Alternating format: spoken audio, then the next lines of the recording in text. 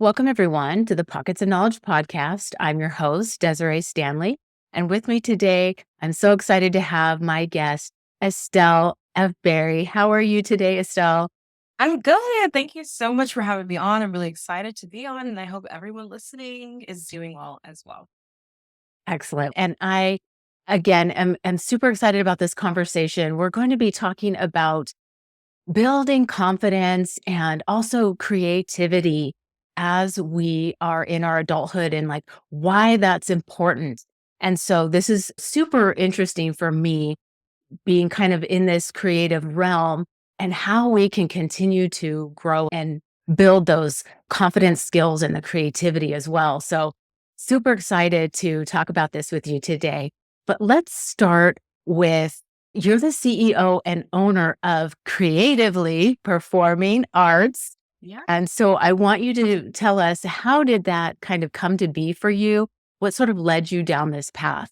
Yeah. Thanks so much for asking. I started creatively performing arts. It's an online voice and performing arts studio. And the dream is for it to really encapsulate all the arts. But right now, I really focus on voice. I grew up dancing, singing, performing, doing theater, which is what a lot of people in my online community also grew up doing, right? A lot of us grew up enjoying the arts, loving the arts, being involved in the arts in one way or another when we're younger. And then at some point, it could be you change schools or you get to high school and the focus is about getting into college, or you get into college and the focus is about doing a certain track, and or you get out of college and it's the real world, right? Quote, unquote. And so at some point in our growing up and getting into adulthood, it's almost like a lot of time creative spark in us, that like love for the arts and performing kind of dwindles or gets pushed to the side a little bit. And I realized that for myself. I was still loving the arts even when I was in high school. I was involved in fires. And it was when I got into college, I studied psychology, I was pre med, and I minored in voice for a few semesters. And I just did it because I was like, I really wanted a creative minor. Like, I wanted to do something where I was able to express myself. And I had grown up singing and loving choir, loving to sing and perform. So I was like, okay, voice. And I felt like that I had something there. And that was the first time that I was able to work one on one with voice teachers and really see what it's like to take intentional time to look at my voice and to work on my craft one on one. And it was just so cool. I still was on the pre med path. I thought that was the only path for me. And while it's a path for some people, it wasn't really the path for me. I did still continue on after college. COVID happened right after I graduated.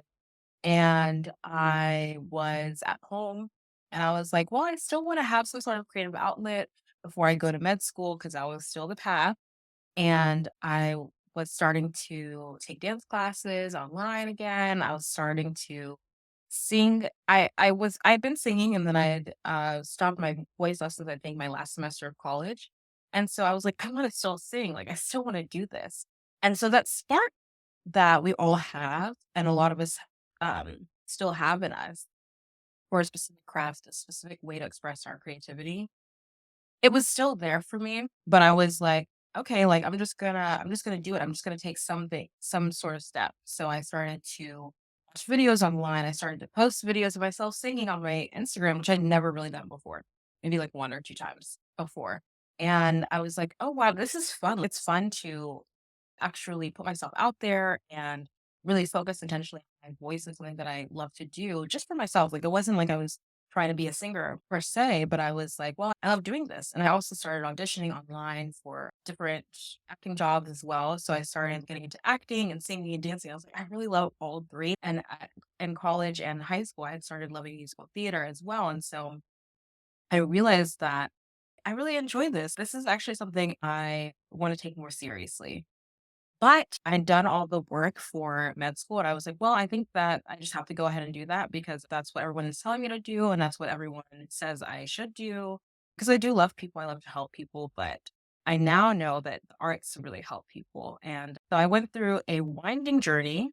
I believe God really took me out of that journey and was like, "You are still gonna be an artist," and so I did go to med school a couple semesters, but it was over COVID, so part of it was online. It was a whole journey. But and I talk about this on my podcast to give some more context. But at the end of the day, I was like, there's a lot of we can invest a lot of time, money, and energy into doing something that is may seem good on paper. However, it doesn't mean that we should neglect our creative pursuits. It doesn't mean that we should neglect creative passion that we have, whether it's as a hobby, whether it's as some sort of creative outlet or a business. Or for me, it was I knew that I wanted it to be my career actually. But everyone is different and it doesn't really matter. It actually doesn't matter whether it's taking that step to say that I want this as a career to be a singer and performer, or to take a step to say that I really want an intentional hobby, like actually really want to start writing songs and I want to start performing them at this local coffee shop open mic once a week. It doesn't matter how big or small it is because it's gonna seem big anyway. It actually is gonna feel big regardless of whether it's a career or a hobby because it's something that maybe you've pushed aside for some time. So what really matters is taking small steps of action. Taking small steps of action as an adult, as you get older and you're realizing that you have pushed aside the creative spark that you have, it's really important to just see what's one small thing I can do today to start to explore that creativity again, to start to explore my love for music and guitar and performance and dance and songwriting, whatever it is. What's one small thing that I can do today that's something that we can all do? And so, yeah, for me, that meant transitioning my podcast to be focused on helping people start to sing and perform. And then I also started creatively performing arts where I would teach voice online. So I teach voice lessons online. I host workshops and master classes. And I'm also have a course coming out, a singing course coming out to just help people take that small step of action to start to express themselves and build confidence in that as well. So that was a bit of the story. I hope it wasn't too long winded, but that's how it all came to be. And yeah, it's exciting and it's going to keep going from here. Oh, definitely. And thank you for sharing that with us, Estelle. The part that you said about you took this path because it seemed like it was the what you should do or what you maybe had kind of been told to do. It seemed like the thing to do. I think that speaks to so many of us because this idea of we have to do the real job or whatever our parents told us to do. I think that so many of us have experienced that. Thank you for sharing how you really began to realize that you didn't have to do that. And you really could explore and grow and develop your passion. And so I love that. So thank you for sharing that with us. And and how fabulous that you really have grown this into offering so many options for helping people to develop and build their skills with the offerings that you have, a master class and your podcast, and really teaching people these skills. So that's fantastic. Thanks for sharing that. So then let's talk a little bit about how we can build on our confidence because when we get into adulthood, I think we kind of get beat down a little bit. Yeah. And there's a lot of fear and a lot of worrying about judgment. And so, what can we do to help combat some of that? Yeah, that's very real. Immediately, as soon as you decide to make a change, even if it feels small or you think that, oh, it's really shouldn't be that big of a deal, immediately fear is going to come, doubt is going to come because it's something that's different and you're not used to it. Your body, your mind literally is not used to that. And so, of course, your body and your mind, they're wanting to protect you. And so you're going to feel that fear, so just expect it, be open to it, be aware of it, and kind of being aware of that helps, whether that's through journaling or through talking it out. But from there, it really does require a little bit of action, some action steps. And what I love to do to break it down, I break this down in workshops and in my master classes, which are all free. I do a lot of free content as much as I can because I want everyone to know. But I do have a course as well, which I teach this in as well. And it's really about, first of all, you have to get to know your craft, like getting to know what is it you really want to do. Get to know it. This is a process that every artist takes. You get to know your voice. So for me, that was, in my voice lessons in college, I really started to understand like my voice and how I can use my voice, singing different styles of music. And I'd grown up singing my entire life, but I'd already had that. Like I knew what my voice sounded like, but it gets different when you get older anyway. So your voice is literally an instrument that's your body. So it's always going to change. And there are fluctuating different days from even day to day, your voice can change. So you have to be open to just keep getting to know your voice and getting to love your voice. And that's the same for any other craft that you have, any other artistic craft. You have to be open to just learning more about it. And then from there, you want to practice. You want to take steps of like, how can I practice? How can I work on this in just 5 minutes a day? Okay, that's too much for you. No problem. Just do it for 15 minutes a week. Still too much? No problem. Do it for 20 minutes every 2 weeks or for 30 minutes once a month. It doesn't really matter. It depends on your goals, but it's at least something that you can look forward to and you're getting to practice and work on that thing that you love to do. For me, as a voice teacher, I'm always saying, okay, let's focus on your very simple practice routine, starting with the warm ups, getting to do vocal exercises that are actually enjoyable and not ones that are just like, okay, let me just get through this so I can actually sing, which is how I felt when I was in choir growing up sometimes. I was like, I just want to get through the warm ups to sing. It's part of that. And so making time to practice that thing that you love to do, even if it's just a little bit of time. And you're like, okay, how does this help me build confidence? Don't worry. This is all a part of the process.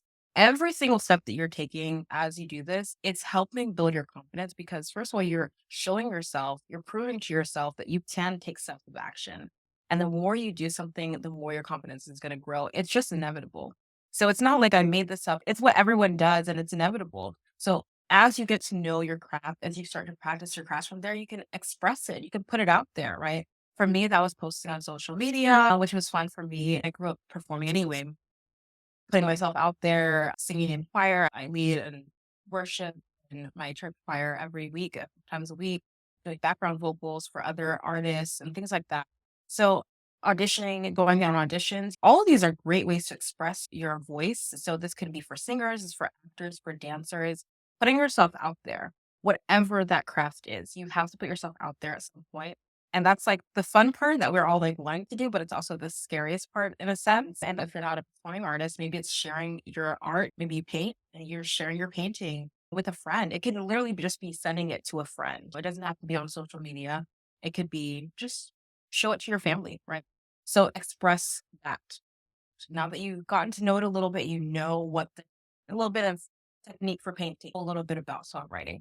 Okay, now you've practiced it a bit. You've written some choruses, maybe you've started to work on some dances that you found online, whatever it is, you've practiced a bit. Now you've expressed it, you put it out there, you've shown it to a friend, you've sung in front of someone, you've posted yourself dancing on your close friend's story or your TikTok. It doesn't matter. And then the last thing that you're going to do, and this is all a process. So you're doing all this continually. But the last thing you want to do is you want to work on improving. Okay.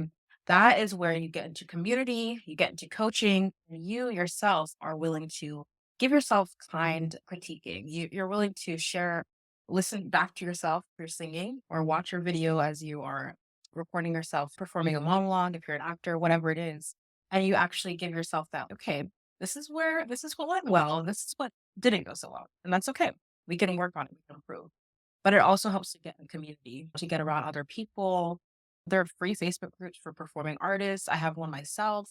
So many musicians, songwriters, artists, like so many. There's no excuse. We could all get into some sort of community. It could be like joining a community theater, a local art community, so many options. Going to a dance class, right?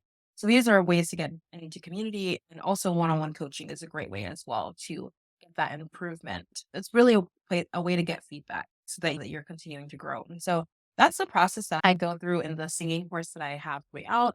That's a process that I go through. I talk about this on my podcast. Like it's not like a secret. It's what I talk about in my workshops and stuff. And that is how you build confidence. It really is. It's in the doing. It's in the taking the steps. And as you're doing these things, you're doing it again and again. Like I'm constantly getting to know my voice more. I'm still practicing. I can't just stop practicing just because I've put myself out there. I got to keep practicing because I absolutely have so far that I need to grow. And I have to keep improving. There's no getting around it. Being in my choir, that's a way for me to improve. I get to be around other vocalists. So that's how I like to build it out for people is going through that process of knowing your craft. For me, I say voice, knowing your voice, practicing your voice, expressing your voice, and then from there, improve on it. And that is how you build confidence as a singer and performer. That's literally all that I teach now. And I love it. And I like walking alongside people with it one on one. But honestly, you can do it and take action on that as well. So, yeah. Oh my gosh, Estelle, that was fantastic. So many great points in there. I just have to say, the taking small steps, Yeah. brilliant. That's always great advice. And practicing, even if it's just a little bit now and again, anytime that we can get that practice in, that's going to help build our confidence and increase our level of comfort as we are continuing to grow. And you're right, there is so many groups now that are available that we didn't have decades ago because of Facebook. And love it or hate it, it gives us so many opportunities to connect with other people. And that feedback, like you shared from other people, can help you continue to grow and build on whatever it is artistically that you're doing. And even if it's not artistically, if it's something else that you're a business that you're trying to build, getting that feedback from people that are in groups, it's just another fantastic point there. And then what you shared about this taking the steps, like that you actually have to do the thing. And it's so uncomfortable the first few times if you're doing something live or if you're doing something even like this where it's recorded. It is so scary, but it gets less scary the more often that we do it. And thank you for reiterating that because I think that's totally valid. So let's change gears a little bit and let's talk about why it's so good for our overall well-being, creativity, and arts, and kind of like why it's so crucial for us in our development. Yeah. That's so good. That's such a good question. So I did study psychology in undergrad. Right now, I say now that I went from med school to music school because now I'm in a music master's program. And what I do love about it is that it does kind of integrate a lot of psychology and music. It's made me start to think. I've just started classes. I'm still growing. I'm still learning. But just to be completely real, but it's made me start to realize and to think about because it's music and music education, and so we're thinking about not just like us as musicians, but as people who are sharing music with other people, especially younger people, if that's something that you want to do. And it's really made me think about how the arts and music are literally so powerful in their ability to help us to connect with ourselves and other people. So there was one article, I can't remember what it was called. Hey, I hate to reference it, not know the reference, but there's one article that was talking about music and utilizing music in classrooms and how to kind of help students work with each other and support each other, especially students who maybe are different, come from different backgrounds and things like that, and how they can use music and learn music and practice music, make music together, and how it helps them to connect with each other. And so I think we lose that as we get older. So as you're asking about like how does this help us as we are developing, we're still developing even as adults. I'm a young adult. It doesn't matter where you are in life. Music still has that power to connect you to yourself and to other people, just like it does for kids, right? When you see kids in a classroom, like a music class, and at least for me, that was my experience, like all there is just joy and there's so much happiness. And you end up loving the people that you're in, like a drama class with, or the people that you do theater with, the people that you sing with in your choir. You just get so bonded over those songs that you worked on for so long. And it's wow, like we can still have access to that as adults. We can still access the beauty of connection that comes from music and from learning music and learning whatever that artistic outlet is because it's not just for singing, it's for acting, dancing. It connects you with other people who are doing it as well.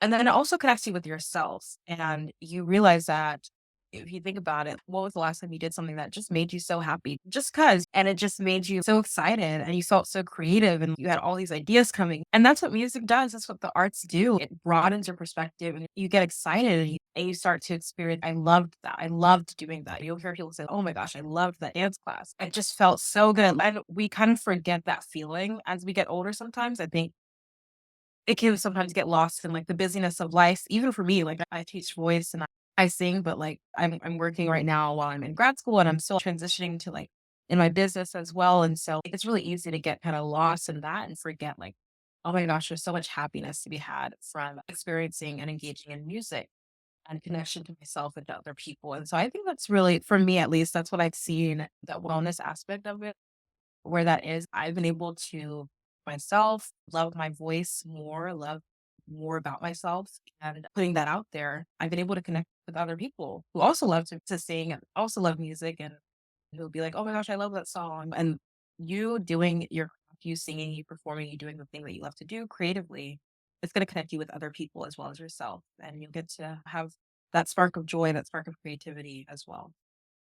Yeah, I 100% agree that music can absolutely spark joy and creativity and connection with others. I completely agree with that.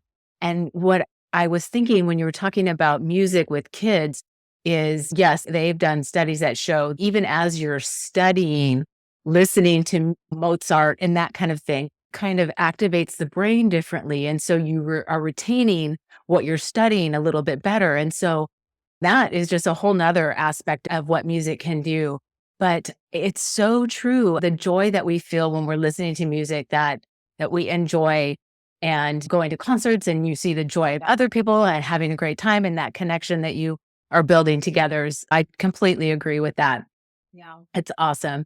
Thank you for sharing that with us. I want to talk now about maybe and you touched on this a little bit, like as we go through life, we are maybe bogged down by kind of the everyday things that have to be done, our daily busyness. But how are there some things you can suggest that people might try to do to incorporate this creativity and these activities back into their life so that it still remains a part of what you're doing with your life? Yeah. I love this question. How to take little steps of action, like, in your life, basically, to be more creative. I love that. That's so good. I would say it's good to kinda know where the pockets of time are in your life, I would say because sometimes life is so busy that you're like, I can't even begin to think about doing anything outside of what I actually have to do," which I completely don't want to just brush that off and act like that's not relevant or, real, but kind of assess like, okay, what are some places where I can actually do something for myself or do something that I enjoy doing, or even share with other people. And it could be like at the end of your day. So for me, I had a challenge for myself. I think it was the year before last where I started it. When I started just posting on TikTok, on my TikTok, a song a day. It wasn't every day eventually, but it was like a song of the day. And it was like at the end of my day usually. And I was like, okay, I would be in like a sweatshirt, I'm like about to go to sleep. A long time I didn't have makeup on or anything. And I was just like, okay, I'm gonna sing this musical theater song because I love musical theater. So I would just choose a song that I love to sing or that I was listening to recently. I would just sing and it would usually I would just take one or two takes. Like I try not to do more than three takes of it. And it wasn't the whole song, it was just a little clip. And then I would just post it. And yeah, it didn't take me long to do. And it was just a fun thing to do. So it can be as simple as that. Like it can literally be as simple as like, I'm just gonna post like a story of myself singing tonight and saying singing before bed or something like that. It can be something like that. But it can be so many other little things. You can just challenge yourself to sign up for a dance class every month, once a month. A lot of dance classes, especially for like adult classes, will offer a voucher or some sort of where you can do a pass. That's what it's called, like a class pass, where you can purchase maybe like 10 classes or something to use for like the next several months or the next year or something. So it's not like you have to do it every single week at a certain time, like when you were younger. It allows that flexibility, so you don't have to go to class every single week. You can go once a month, and there you go. There's your dance class. It could also look this weekend. You decide that you're going to journal a little bit, and you're also gonna maybe write a little bit of poetry. Write a little bit of poetry, maybe it'll become a song. So it is nice to think about, like, how does your week go? What are some places that you can make space for it? And then how can you practically hold yourself accountable? So could it be signing up for a dance class? You've paid money, so you definitely are going to want to go, right? You can do that like once a month. It doesn't have to be every time. Even a voice lesson, you can do like once a month. And once you sign up, you hold yourself accountable. You got to go. And so that's an easy way to do it. Otherwise, you can just in a few minutes every day or a few minutes in a week, you can find a way to put yourself out there in on social media and do a challenge like I did, or even just like in your own private time, making that space for yourself in a few minutes a week. So those are some thoughts off the top of my head. But yeah. Fantastic tips. Thank you for sharing those ideas with us. Yeah. What you said about the accountability, I'm huge on accountability partners, being accountable to other people. And so the suggestion about signing up for a dance class where you've put some money out. And so if you're going to go, you want to use the money that you put forth, right? So you're going to be accountable to going to that class, even if it's just once a month. And that's a great idea as well. When we're kids or we have children, we're used to taking them on a daily basis or a Yeah. weekly basis. And that can be just way too time consuming for us as adults. But once a month is certainly an accessible starting point. And finding those windows of time, like you suggested, is so, so important. Even if it's just 5 minutes at the end of the day or 10 minutes or whatever you can devote to spending and working on your craft or your art or your singing, whatever the case may be. I think that's such a great suggestion. So thank you for sharing those with us. Yeah. And I want to talk about the podcast that you have, which you hinted at earlier a couple of times. And so let's talk about that now. What is your show called? And how often do you have episodes? And tell us more about it. Yeah, it's called the Sing Confidently, Live Creatively podcast. So it's all about helping you build confidence as you start singing and performing again so that you can actually live a creative life. And that's the goal ultimately. I just want people to live more creative lives, whether that's as a career, as a hobby, as a creative outlet. Your life will be more creative just by listening to the show. I'm just going to challenge you to make sure that you are taking those steps of action. And yeah, I love this show. I love interviewing artists. I interview a lot of artists. From different backgrounds, different walks of life. I've interviewed like local musicians who I've worked with, along with also a Broadway performer who I love, who was in national tour of Hades Town, and she's so cool.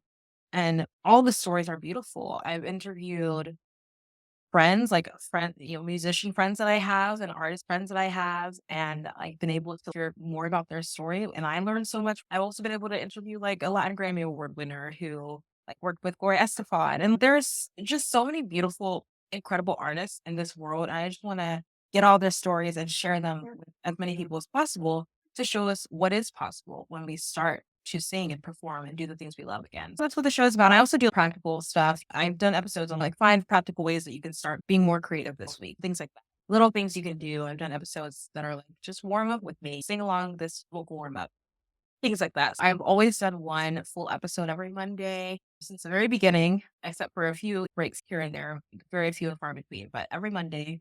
And now I do every Wednesday, I do like a mini episode as well, just to speak from my heart and give some encouragement in the middle of the week for anyone who's on that creative journey. So, yeah.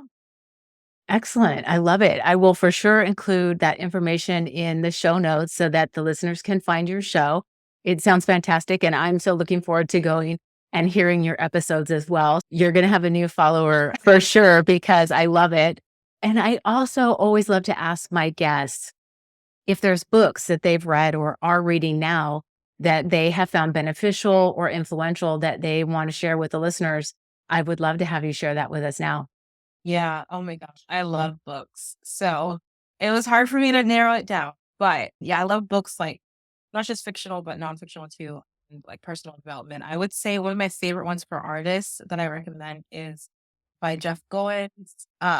Real Artists Don't Starve. I think it's a great one for if you're wanting to do this professionally or even as a side hobby or hustle and make a little bit of money on the side. It doesn't matter.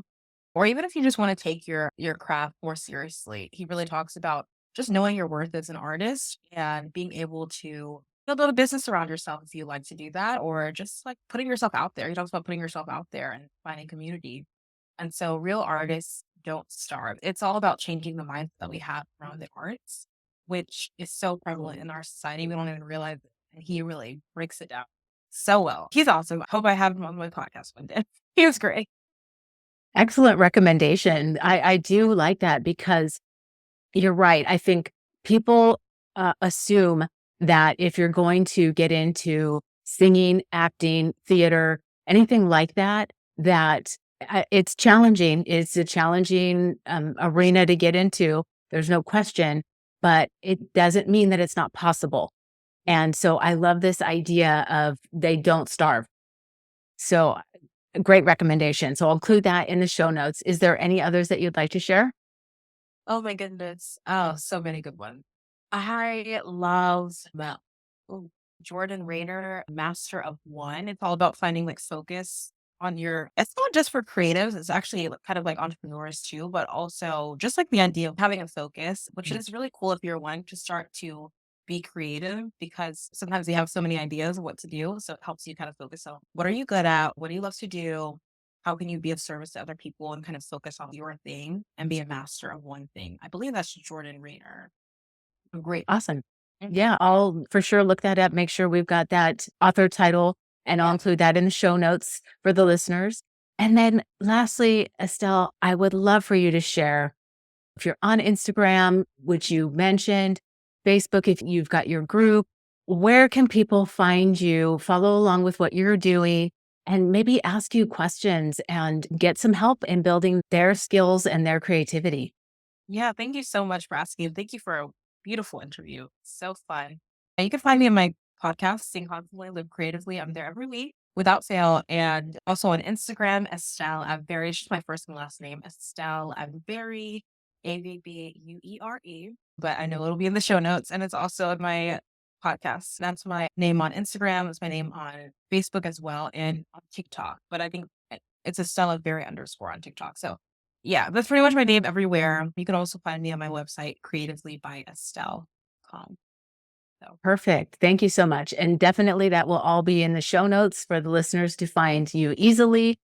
And still, I have enjoyed our conversation so much.